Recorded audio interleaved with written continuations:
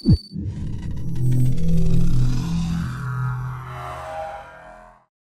is the Wrestling Replay. I am Cato. Welcome to episode number 32, Friday night edition of the Wrestling Replay.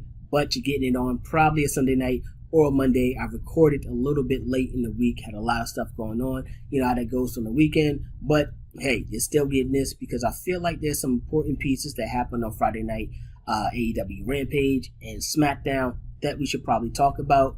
So let's go ahead and kick things off actually with AEW Rampage because I feel like they are dropping the ball on a few things. Now, we did see the Dark Order end up defeating the House of Black in that Trios Championship tournament thanks to the help of Melo. Now, with Melo and Malachi Black feud going on, I feel like this was a chance to really capitalize on a situation that I thought would be a great storyline that kind of just ran stale. So hopefully these guys meet at the pay-per-view. Whatever happens, happens, and that's the end. Both of these guys go their separate way. Only problem is, if they do go their separate way, I barely see the House of Black on TV. I feel like every so often. And I definitely see Miro even less on TV. So what happens to Miro? What happens to the House of Black now that they are no longer in this tag team tournament? Miro, now that he would no longer be locked into a storyline, where do these guys go? You have some of the most talented guys on your roster, really with nowhere to go. But guess what? You have Jon Moxley sitting there with no contender to really challenge him for that championship. Why? Because you had him squash or defeat everyone prematurely. But that's a problem they're going to have to work through. We've seen Wardlow destroy Ryan Nemeth. We've seen Powerhouse Hobbs destroy a guy named Ashton Day. Yeah, I feel like that was just a waste of time. Why aren't you building towards this pay-per-view that you got called All Out?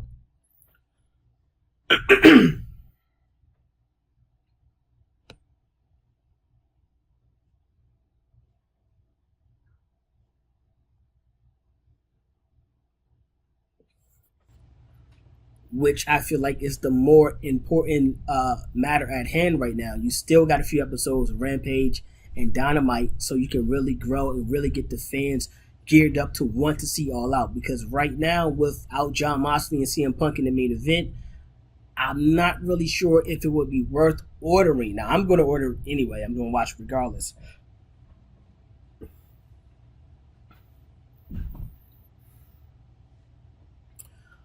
But as a fan outside looking in, someone who's value their money and what pay-per-views they're going to actually watch and buy throughout the year, right now this seemed like one of the pay-per-views I would actually skip. We got to see Sammy Guevara and Melo now go against Sammy Guevara. Christ of Jesus.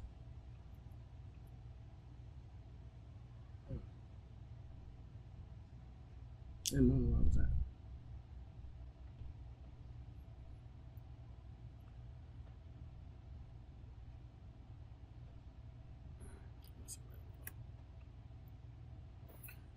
We also seen Wardlow. He destroyed Ryan Nemeth, and then right after that, we got to see Powerhouse Hobbs destroy a guy named Ashton something. Really didn't matter because these two matches we could have skipped and we could have started building towards our all-out pay-per-view.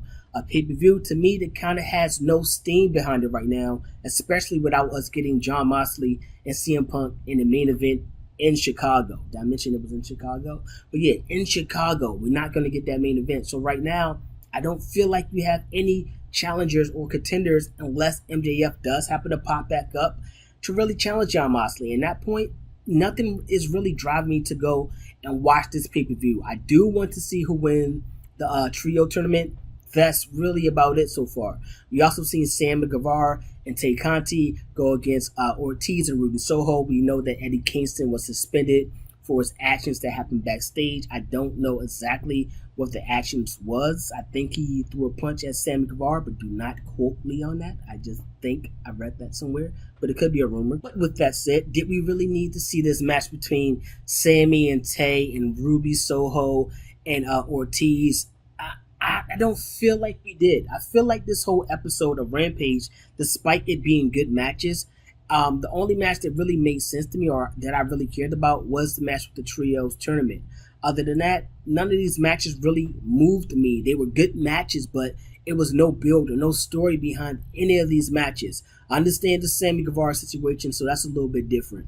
We also see in the main event Claudio defend his championship against Dustin Rhodes, and that was a really good win. That was a really good way to close the show.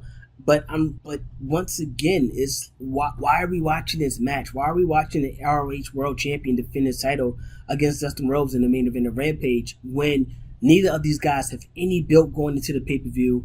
Neither of these guys have any matches. Now, if that was going to lead to something more, some type of storytelling or foretelling later on, then okay. But I really think right now AEW is dropping the ball with their all-out pay-per-view, especially with it being one of their bigger pay-per-views of the year. I think they could do a lot better than what they're doing. Now, I hate to say it, but let's go ahead and move on to the new fun side of wrestling, that being WWE SmackDown. We will see the show open up with Ricochet notching another win over Happy Corbin. And I hate to say it, like, these two, not our first time seeing it happen, but I feel like these two guys right now are kind of in limbo. Like, even when Ricochet first won the Intercontinental title, it was no true direction. And even when he lost, it was still no true direction. I would love to see him actually go to NXT, kind of like Apollo Crews did and Dolph Ziggler, and challenge people down there, because I think he would be more impactful right now on NXT than he is on the main roster. For Happy Corbin, he used to be that gatekeeper. He used to be that guy that you would have to fight before the world champion, or to get past and go to fight somebody that's the Intercontinental Champion. Right now, it seems like he's the go-to fall guy if you want someone to notch you in or someone to start to gain momentum. Now, we will also see a second chance opportunity granted to 4 of the tag teams who are not able to be successful in that tag team tournament. On the women's side of things, Sonya Deville and Natalya will go ahead and defeat the likes of Dana Brooke, Tamina, Chauncey Blackheart, Xia Li, Nikki Ash, and Doudrop, and they will move on to face Aaliyah and Raquel later on in that night. Now, unfortunately for Sonya Deville and Natalya, they came up a little bit short in that tag team matchup, and we will see Aaliyah and Raquel move on to the finals. Now, with Toxic Attraction having to drop out of that tournament, it's kind of a good and a bad thing. That's one of the better tag teams, especially female tag teams, that you have right now in WWE, period. So whoever wins this tag team championship, I hope it's Dakota Kai and Io. They would hopefully move on to face the likes of Sasha Banks and Naomi if they do decide to come back. That would be pretty awesome. And then we would have a team like Toxic Attraction waiting there in the win to possibly come up and then challenge the next champions after that. Long storytelling, hopefully it happens, months at a time like that. That would be pretty dope. We also see the New Day making their return, leading the trap for the Viking Raiders. Honestly, this is a feud that I'm kind of just waiting to end. I kind of feel like New Day was kind of in that same situation. They had to help Viking Raiders come back, had to make an epic comeback, and it kind of fell flat to me. The Viking Raiders aren't any more intimidating than they were when they first came. I would really like these guys just to add a bigger guy to their group, and he could be that dominant Raider of the group. He could be that guy that people really, really fear, because the Viking Raiders aren't really like the biggest of guys. Let's be honest. It's not like they're like some 6'4" giants. It's not like they were the Authors of Pain coming down to the ring. So if they add a third member to the Viking Raiders, I think it would go a long way actually for the Viking Raiders. Now, we've seen the Street Profits and Hit Row had a nice little encounter backstage, but fortunately for us, that will lead to Hit Row getting back in the ring next week on SmackDown to take on the Maximum Models. I think Hit Row might be the team to go ahead and take those titles from the Usos. And the reason I say that is because I think that this tag team can actually get past the Street Profits, because they have had problems with big men in the past. When they had to fight Omos in a tag team match. Now, I'm not saying Top Dollar is no Omos. Calm down, slow down. But I'm saying that his power and his size can really be a big issue for a team like the Street Profits, and probably a bigger issue for a team like the Usos, who really have no big man on their side. Now, before we get into the hottest storyline in all the wrestling for the past year, we're going to get into a storyline that I didn't know I wanted until I seen this episode of SmackDown, that being Gunther and Sheamus, the number 1 contender for the Intercontinental title. These two would get down to the ring, have an intense face-off. I mean, a brawl going on around them. These two locking eyes, not taking their eyes off of each other. And this is the type of match that Gunther needs to take that next step and the rankings, the next step in his career on the main roster, because we know who he was at NXT. Dominant factor. But now being on the main roster, he needs to notch those wins against guys like Sheamus, guys who are former world champions, Intercon, tag team champions, guys who have those accolades. So this is going to go a long way for Gunther. And to be honest, I would really like to see Gunther and Drew McIntyre after Drew McIntyre and Roman Reigns. And please bring back Pete Dunne, man. I'm tired of looking at Butch. We're bringing it back, our NXT guys. We're starting to mix it up a little bit. Can we just get the old Pete Dunne back?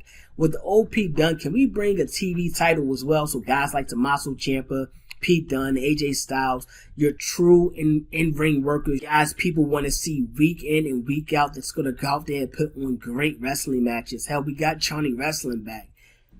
TV title would be awesome. I know Triple H right now is talking about changing around the look of some of the championships. Well, introduce a new one as well. Go and bring that TV championship. I think that would be pretty dope. And now on to the hottest storyline in wrestling. Roman Reigns next week will celebrate 2 years. That's epic. As world champion. That's unheard of in today's time. 2 years, dominant reign, entertaining reign. Honestly, I didn't even think it was that long. It didn't feel like that long until they started talking about the numbers. But in the main event, we would see Drew McIntyre and Sami Zayn one-on-one. And really, this was nothing but a trap, nothing but a plot for Sami Zayn and the Bloodline to just lead on a beat down to Drew McIntyre just ahead of this pay-per-view coming up in a week's time. You gotta think that Drew McIntyre is going to want to get revenge next week. And that will be another perfect opportunity for Roman Reigns not to be there. And Drew McIntyre raised hell on everybody except for Roman Reigns, really getting his head out the game going into this pay-per-view. I do like the video package that they put together with Drew McIntyre, showing the story of Drew McIntyre all the way up to this point now of where he's at. That really makes you feel like Drew McIntyre is not just important, but it makes you feel like he can go in there and defeat Roman Reigns for that world title. Only problem is, I don't think right now is the time to take the title off of Roman. So my money's still going to be in Roman Reigns. And this is a traditional matchup, so it can end in multiple ways. So it can end with, a count out, a no DQ, a double DQ. I'm sorry, not no DQ, a double DQ, anything like that. So that Drew stays strong, but he also looked like he can defeat someone like Roman Reigns maybe later on. But with Karrion Kross lurking in the background, it kind of leads you to believe Drew McIntyre just has too many targets on his back right now to be successful in that main event. But let me know what you guys think. That was everything that went down on SmackDown. The landscape of WWE right now is absolutely amazing. It's fun to watch again. It's entertaining. Storylines that's going to keep your attention week after week. And even now with the whole draft coming up, you're starting to see guys from Raw pop up on SmackDown and SmackDown pop up on Raw. We're starting to see guys that didn't have a job starting to pop back up in the WWE. So I have to think that in this WWE draft right now, they're just kind of getting a feel of who works best with each other, who has good chemistry, and it's going to be really good after October. I assume the draft is going to be in October. It's going to be really good in October because now we're going to really start to see more of the handprints that that Triple H is laying down on the brand. We're going to see more of what he wants to do. We're going to see more of who he wants to pair together in his real vision going forward for the next year. So that's going to be really interesting. But that's about everything that took place on SmackDown. And to be honest, these guys have been rolling since the episode before SummerSlam. Those go-home episodes of Monday Night Raw and SummerSlam, it's been a good show, really good wrestling ever since. And I don't see it changing anytime soon. So these guys are knocking it out the park right now. Hats off to you guys. Let me know what you guys think about this pay-per-view coming up, Clash at the Castle. Do you think Drew McIntyre will possibly somehow find a way to escape that match without taking a pinfall loss to Roman Reigns or being choked out? He likes to use that too. I do think there's a way that Drew McIntyre may leave that match without taking a true legit loss. In a way that it still makes him look strong going forward, in a way that it leaves the door open Drew McIntyre to challenge for that championship again later on down the line. But you gotta think the draft is coming up. We don't know who's gonna be where. We're waiting on Cody to get back. The Royal Rumble is right around the corner. It's a lot of moving pieces, man. So I'm excited. So if you didn't already, please go ahead, hit that like, subscribe, turn your notifications so that anytime we drop a video, you guys will be notified. And you can drop a comment down below. You can hit us up on the DM at the Wrestling Replay on Instagram. That's where we do a lot of wrestling talking there, especially the DMs, really packed, really full. So, waiting to hear from you guys. I love it. Love your questions. I love your input on where you think storylines is going to go. I think that's pretty fire. I think I'm actually start making that a part of the show, talking about storylines and you guys' idea of where you think storylines is going to go. But that does it for me this week. I'll be back with an episode of Monday Night Raw. I'm Cato. I'm signing out. Peace.